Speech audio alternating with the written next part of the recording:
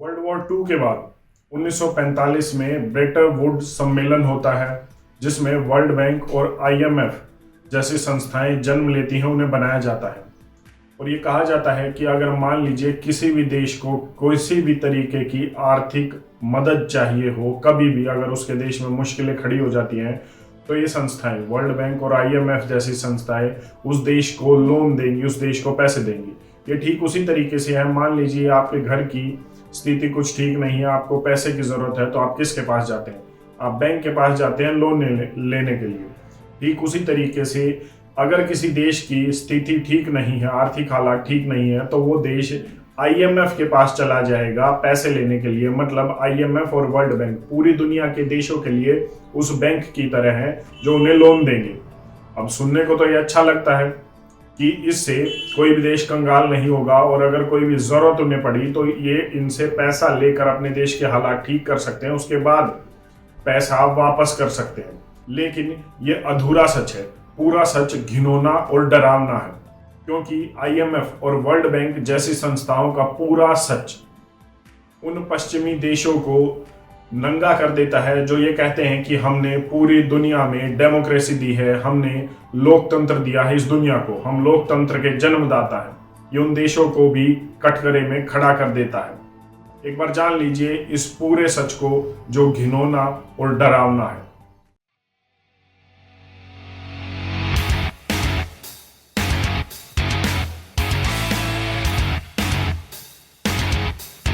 Globalisation आई और globalisation के साथ ये समस्याएं आई कि मान लीजिए अगर दुनिया के किसी भी देश में कुछ भी हो रहा है तो उसका कुछ ना कुछ इफेक्ट पूरी दुनिया पर जरूर पड़ेगा।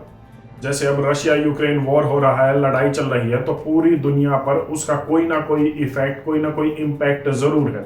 कहीं पर खाने की कमी हो रही है, कहीं पर कुछ और हो रहा है, तो ये इम्पैक्ट पूरी दुनिया पर हो रहा है और इससे हम बच नहीं सकते। तो अब आईएमएफ और वर्ल्ड बैंक जैसी संस्थाएं बनी कि अगर किसी को कोई जरूरत है तो इनसे पैसे ले लीजिए। आईएमएफ के पास आज के दिन $1 ट्रिलियन का बजट है। मान लीजिए कोई भी देश आईएमएफ को 10 रुपए देता है तो वो उससे 20 रुपए उधार ले सकता है। जैसे कि भारत ने आईएमएफ को $2 बिलियन दे रखे हैं, और भारत को अगर कभी भी जरूरत पड़ी तो भारत उसे $4 बिलियन लोन के रूप में ले सकता है और बाद में उसे चुका देगा। लेकिन ये इतना आसान नहीं है। आईएमएफ और वर्ल्ड बैंक जैसी संस्थाएं कुछ ऐसे देशों के इशारे पर काम करती हैं जो इन संस्थाओं को बोलते हैं कि जब आप लोन दीजिए तो उन देशों की नीतियों में बदलाव कीजिए। अब जैसे श्रीलंका और पाकिस्तान को ही आईएमएफ ने लोन दिया था, अफ्रीका के काफी देशों को आईएमएफ ने लोन दे रखा है क्योंकि वहां के आर्थिक हालात ठीक नहीं थे। और किसी से भी छुपा नहीं है कि पाकिस्तान ने काफी मशक्कत की कि वो अपने नियमों को थोड़ा सा कम करे। आईएमएफ ने, जहां एक तरफ पाकिस्तान में मंदी है, महंगाई है, लोगों पर पहले से ही दबाव है, पैसा नहीं है, खाने के लिए वो दर दर भटक रहे हैं, तो आईएमएफ ने कहा कि आप अपने देशों के लोगों पर टैक्स लगाइए, अपनी सेना का खर्च कम कीजिए, आप अपने देश के लोगों के लिए महंगाई बढ़ाइए, पेट्रोल के दाम बढ़ाइए, खाने की चीजों के दाम बढ़ाइए। ऐसी शर्तों के साथ आईएमएफ ने कहा कि हम पाकिस्तान को लोन देने के लिए तैयार हैं।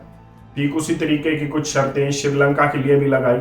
श्रीलंका को कहा गया कि आप अपने देश की सरकारी कंपनियों को बेचिए, और ये सब शर्तें, ये सब नीतियों में बदलाव आईएमएफ इसलिए करता है क्योंकि वो कहता है कि हमें अपना पैसा वापस लेना है।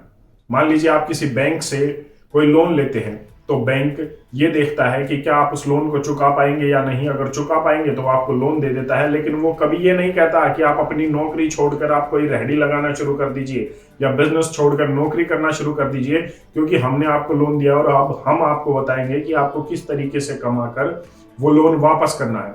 तो आईएमएफ कुछ इस तरीके से ही करता है, नीतियों में बदलाव करता है।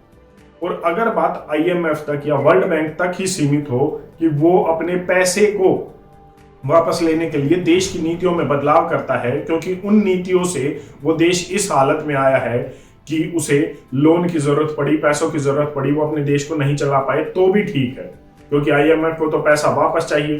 पूरी दुनिया के और देशों को भी लोन देना है या जरूरतमंदों को लोन देना है। लेकिन दिक्कत तब आती है जब आईएमएफ दूसरे देशों के इशारे पर काम करता है। वो कैसे? अगर अपने देशों के लिए, अपने देश मतलब आईएमएफ और वर्ल्ड बैंक जैसी संस्थाओं में पूरा होल्ड है G7 देशों का, मतलब अमेरिका, जापान, इटली, यूक्रेन जैसे देशों का। G7 देश कंट्रोल करते हैं आईएमएफ और वर्ल्ड बैंक जैसी संस्थाओं को। लोकतंत्र में क्या होता है? लोकतंत्र में मेरे वोट का अधिकार भी एक वोट गिना जाता है, और अगर आप भी वोट डालते हैं तो भी उसे एक ही वोट गिना जाएगा। लेकिन अगर आईएमएफ में ऐसा है तो वो गलत होगा, क्योंकि आईएमएफ में अगर मान लीजिए भारत कोई वोट डालता है तो उस वोट का जो परसेंटेज होगा वो 2 होगा। मतलब आप उदाहरण के तौर पर समझाने के लिए बता रहा हूं कि भारत अगर वोट डालता है तो वो 2 वोट गिने जाएंगे, और अगर अमेरिका वही वोट डालता है तो उसे 17 वोट गिना जाएगा। तो अब आप सोच सकते हैं कौन से लोकतंत्र की बात कर रहे हैं। मतलब अगर अमेरिका किसी देश को यह कहेगा कि इसे लोन दे दीजिए तो आईएमएफ को देना पड़ेगा, क्योंकि उसकी बात का वजन 17% है। ठीक उसी तरीके से भारत की बात का वजन इतना नहीं है, और जो होल्ड है आईएमएफ पर वो पश्चिमी देशों का है। अब आईएमएफ ने जहां आज तक का रिकॉर्ड है 1945 से लेकर आज हम 2023 में बात कर रहे हैं, आज तक नियम है कि उसने किसी भी ऐसे देश को लोन नहीं दिया है जिस देश में युद्ध चल रहा हो या वो देश किसी दूसरे देश के साथ युद्ध कर रहा हो, जैसे कि रशिया और यूक्रेन। लेकिन इस बार जब बात यूक्रेन की थी तो आईएमएफ ने अपने नियम बदल दिए और जो पुराने नियम थे उन्हें तोड़ दिया। जैसे ही वॉर स्टार्ट होती है रशिया और यूक्रेन के बीच में, सिर्फ 15 दिन के अंदर यूक्रेन को $1.5 बिलियन की इमरजेंसी हेल्प आईएमएफ देता है। यही नहीं, जहां श्रीलंका में हालात इतने खराब थे, सरकार के नेताओं को देश छोड़कर जाना पड़ा, लोग सड़कों पर थे, उनके पास खाने के पैसे नहीं थे, तो उस श्रीलंका को आईएमएफ कहता है आप अपनी सरकारी कंपनियों को बेच डालिए, हम आपको 2.9 लगभग के लगभग $3 बिलियन की मदद देते हैं। वो आईएमएफ ने दे दी और उसके साथ शर्तें लगा दी।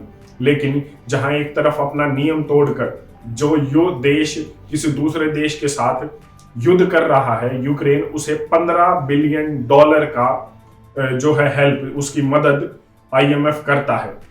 यूक्रेन के ऊपर कोई भी दबाव नहीं डाला आईएमएफ ने कि आप किस तरीके से नीतियां बदलिए ताकि हमें ये पैसा वापस चाहिए, या आप इस युद्ध को ही रोक दीजिए जिसकी वजह से आप ये लोन ले रहे हैं। जहां एक तरफ यूक्रेन पर 38,000 करोड़ रुपए का डेब्ट था, वो सिर्फ और सिर्फ रशिया के साथ लड़ाई में 2 लाख करोड़ तक पहुंच गया है। और लगातार युद्ध में कितना पैसा खर्च होता है वो मुझे बताने की जरूरत नहीं है। तो क्या आईएमएफ $15 बिलियन की मदद देने से पहले यूक्रेन को ये नहीं कह सकता था कि आपको पहले युद्ध रोकना होगा जब हम आपको मदद करेंगे? नहीं कहा। क्यों नहीं कहा? क्योंकि संस्थाओं को ऐसे ही देश चलाते हैं। अगर अमेरिका ने कुछ भी कह दिया तो वो होगा, और भारत अगर कुछ भी कहे या श्रीलंका, पाकिस्तान जैसा देश कुछ भी कहे तो वो बात नहीं मानी जाएगी। आईएमएफ उनकी नीतियां बदलवाएगा, उन्हें गुलाम बनाएगा। अब क्या आईएमएफ कहता है नीतियां बदलने के लिए? नहीं, ये वो देश हैं जो आईएमएफ को चलाते हैं और जो चाहते हैं कि हमारा दबदबा पूरी दुनिया पर बना रहे, जैसे कि अमेरिका, जैसे कि जापान। ये देश आईएमएफ को कहते हैं कि जिसको भी आप लोन देंगे, जिसे भी जरूरत होगी, तो आप उसकी नीतियां इस तरीके से बदलवाइए ताकि हमारे देश की कंपनियों को, हमारे देश के लोगों को और हमें फायदा हो। मतलब डॉलर की वैल्यू लगातार ऊपर चढ़ती रहे और उस देश के पैसे की वैल्यू लगातार घटती रहे। जैसे कि आप अगर अपने देश की सरकारी कंपनियों को बेचेंगे, महंगाई बढ़ाएंगे, टैक्स बढ़ाएंगे, तो लोगों के पास खाने तक के पैसे नहीं होंगे, क्योंकि वहां पहले से ही आर्थिक हालात ठीक नहीं है, जैसे कि अब पाकिस्तान में है, जैसे कि श्रीलंका में है। तो क्या होगा? तो उस देश के पैसे की वैल्यू गिरेगी और डॉलर की, इंटरनेशनल करेंसी की वैल्यू बढ़ेगी।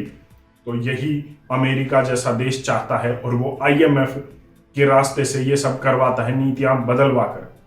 ये सीधे तौर पर वो गुलामी है जो पहले होती थी। पहले बेड़ियां होती थी और अब आर्थिक गुलाम इसी तरीके से बनाया जाता है जैसे अमेरिका बना रहा है आईएमएफ के माध्यम से गरीब देशों को और मिडिल क्लास कंट्रीज को, डेवलपिंग कंट्रीज को। उसमें भारत भी एक आता है। हालांकि भारत ने कई बार आवाज उठाई है कि जो वोटिंग राइट्स है आईएमएफ के, वो ठीक नहीं है।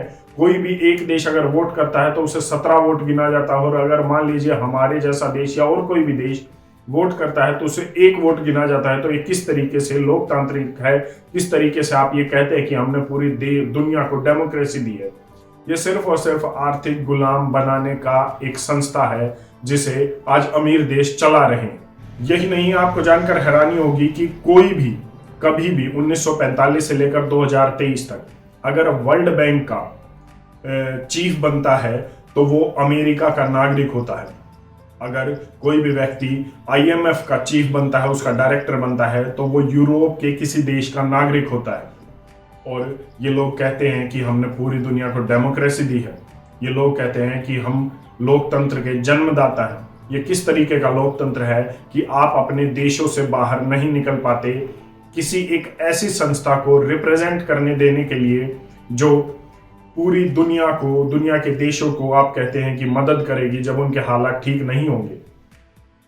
क्या आपको लगता है कि ये गुलामी के लिए बनाई गई संस्था है, गरीब देशों को गुलाम बनाने वाली संस्था है, जिसे अमीर देश चलाते हैं, जिसे कुछ चंद लोग चलाते हैं, वहाँ के नेता चलाते हैं और वहाँ की कुछ संस्थाएं, कुछ परिवार चलाते हैं?